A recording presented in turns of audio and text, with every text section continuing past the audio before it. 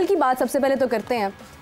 आज भी खुशी है लेकिन कल की बात करते हैं कि इमाम क्यों इतना स्लो चले गए, क्या हुआ, सब आउट होते गए, स्कोर इतना सा बस। देखिए पाकिस्तान में ना उसकी बैटिंग को लोग बड़े मुख्तलिफ अंदाज में देख रहे हैं, तनकीद उसको ज़्यादा उसका सामना करना पड़ रहा है। और लेकिन जगह अगर आप हालात को देखते हैं ना, पाकिस्तान की बैटिंग स्ट्रेंथ को देखें, पाकिस्तान किस मुश्किल में खेल रहा था उसको देखें, तो आपको स्टेबिलिटी की ज़रूरत थी। ये स्ट्राइक रेट किसी का मुंह लाल है तो अपना थप्पड़ मार के आप नहीं कर सकते हैं। आपको हकीकत को सामने रखते हुए आगे बढ़ना होता है। अगर इमाम जल्द आउट हो जाते तो क्या होता, पाकिस्तान के 125 पे 5-6 आउट होते और पाकिस्तान ने ये जो रन्स किए हैं ना, पाकिस्तान 200 से पहले आउट हो जाती पाकिस्तान की टीम। सही है। मेरा ख्याल है कि जो लोग स्ट्राइक रेट और इंटेंट की बात करते हैं उनको क्रिकेट टेस्ट मैच को 5 दिन का टेस्ट मैच समझते हुए फिर बात करनी चाहिए। ये बात ठीक है कि उनका स्ट्राइक रेट इससे बेहतर हो सकता था, लेकिन इस इनिंग्स को उनके ऊपर एक आप इस अंदाज से तनकीद करें कि शायद वो इस अहल नहीं है या वो किसी और वजह से पाकिस्तान की टीम में मौजूद है, तो ये नाइंसाफ़ी है उनके साथ भी।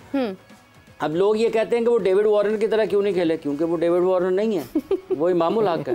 ठीक है, डेविड वार्नर के पास मिच मार्श है, डेविड वार्नर के पास स्टीव स्मिथ है, डेविड वार्नर के पास उस्मान ख्वाजा है, डेविड वार्नर की टीम में आपको लबिशेन, ट्रेविस हेड, एलेक्स कैरी भी नज़र आते हैं। और सर पाकिस्तान की टीम में वो उसके पास वसाइल नहीं है। लोगों को ये समझना चाहिए, ये जो छक्कों के ऊपर है ना, अगर कोई 6 छक्के भी टेस्ट मैच में लगा दे तो क्या 90 ओवर और उसके बाद आउट हो जाए, ठीक है, तो क्या टीम जो है वो पूरी इनिंग्स उस तरह से कर पाएगी जिस तरह उसको करने की ज़रूरत है। तो ये लोगों को ना एक फोबिया है, एक बुखार है छक्कों का। छक्के सिर्फ क्रिकेट नहीं होते, छक्के उसका एक हिस्सा है। अभी इस आईपीएल में या उससे पिछली आईपीएल में मेरा ख्याल है गायकवाड ने कोई 90+ रन्स किए थे और मेरा ख्याल है लगभग 150 का स्ट्राइक रेट था और कोई छक्का नहीं था। ठीक है, दुनिया के जो बड़े प्लेयर्स हैं ना, जो माने हुए प्लेयर्स हैं, वो अपने छक्कों की वजह से नहीं पहचाने जाते। क्या सचिन तेंदुलकर इस वजह से पहचाने जाते हैं वो छक्के बहुत मारते थे?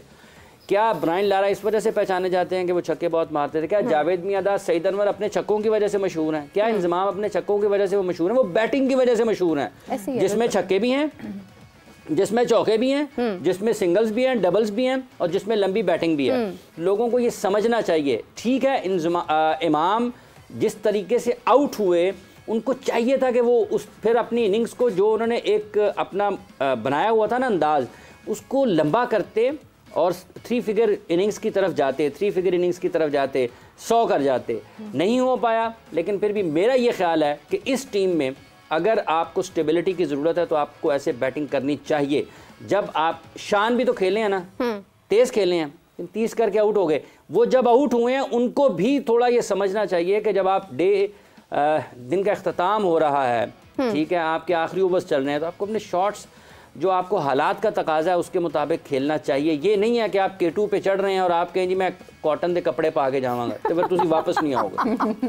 ओके, कमिंग टू यू इस्मा, डोंट यू थिंक कि इमाम के साथ किसी को सपोर्ट बनना चाहिए था? अगर कोई देख रहा है कि इमाम इतनी देर से खड़े हैं, मौजूद हैं और वो अपने रन्स बना नहीं पा रहे हैं लेकिन वो विकेट बचा रहे हैं, तो कोई दूसरा प्लेयर जो है वो भी इसी स्ट्रेटजी के साथ आता। अच्छा, मैं यहाँ पे ना, जैसे हाफिज साहब ने बात की शान मसूद की, कल वो बड़ी हड़बड़ी में लग रहे थे जब वो आए थे, उसकी ज़रूरत नहीं थी। कल सेकंड डे ही था, इख्तिताम हो रहा था वैसे भी सेशन का, तो उनको मुझे लगता है रुकना चाहिए था।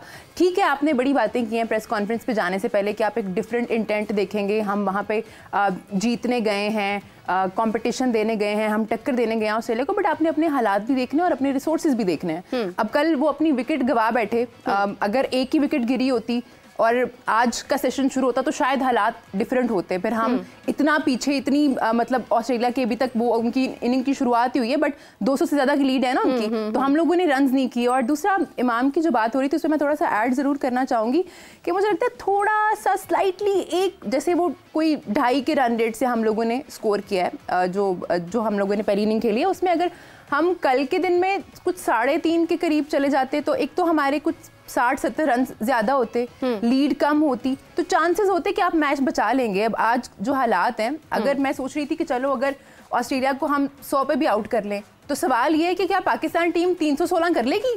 चौथी इनिंग में, नहीं हो पाएगा ना। तो आपको अपने रिसोर्सेज देखने हैं, आपने उस तरह से खेलना है। इंटेंट की बातें वो लोग करते हैं जो सिर्फ शॉर्टर फॉर्मेट देखते हैं। अगर आप सिर्फ T20 देख रहे हैं और आप टेस्ट देख के उस पर तज्जिया करना शुरू कर दें तो फिर आप गेम को तो नहीं जानते ना, आपको नहीं पता कि फॉर्मेट में डिफरेंस क्या है। इंग्लैंड से देख के लोगों ने शुरू किया ना बेसबॉल, इंग्लैंड ने एक नई टर्म इजाद कर दी, उन लोगों ने उस तरह से खेलना शुरू कर दिया। कितनी बुरी तरह पिट के गए हैं वो वर्ल्ड कप में, टीम तो अच्छी है ना।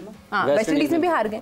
तो आप जिनको फॉलो कर रहे हैं उनके पहले रिजल्ट तो देख लें कि उनके रिजल्ट क्या हैं। तैयारियां भी करें ना, मतलब ये थोड़ा है कि टेस्ट में बेसबॉल तो उनका टेस्ट में मॉडल उन्होंने ऑप्ट किया था। हाँ, तो आप उनको फॉलो नहीं करें, ठीक है, आप पॉजिटिव रह के जरूर खेलें, बट आप देखें कि आपके पास रिसोर्सेज क्या हैं। नहीं, अच्छा, अगर इतना ही है, अगर ये आसान होती, क्रिकेट इतनी आसान होती और ये हर जगह पर हर वक्त शॉट्स ही खेले जा रहे होते तो इस वक्त ऑस्ट्रेलिया से क्यों नहीं खेले जा रहे?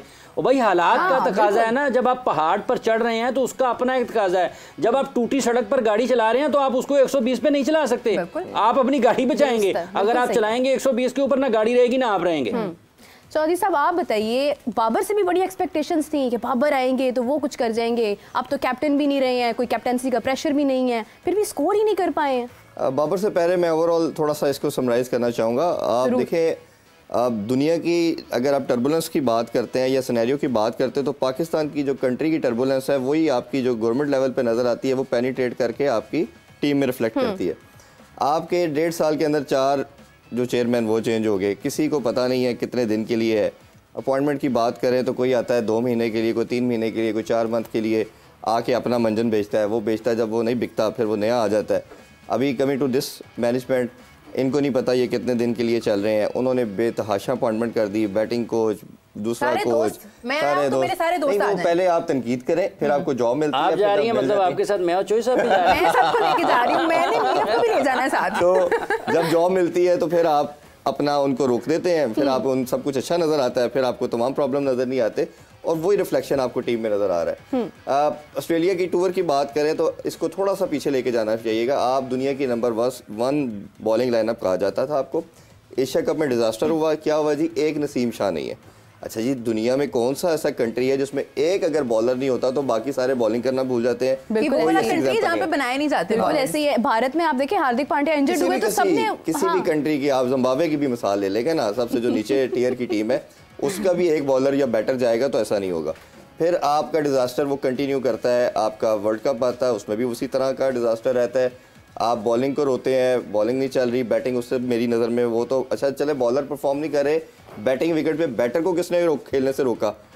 अच्छा, अगर कोई रन्स करता है तो 30-40 करके आउट हो जाता है। मैं इसको क्राइम समझता हूँ कि अगर आपका कोई नंबर 1 बैटर कहा जाता है, नंबर वन, हम थक गए हैं, कान हमारे थक गए जी रैंकिंग में नंबर 1। आप ट्विटर पे देखें जरा खोल के तो वो लोगों ने लगाए हुए हैं, एक मुझे लगता है PR गेम चल रही होती है, लगा होता है कि ये क्लासी शॉट। अब ये देखें साहब, एक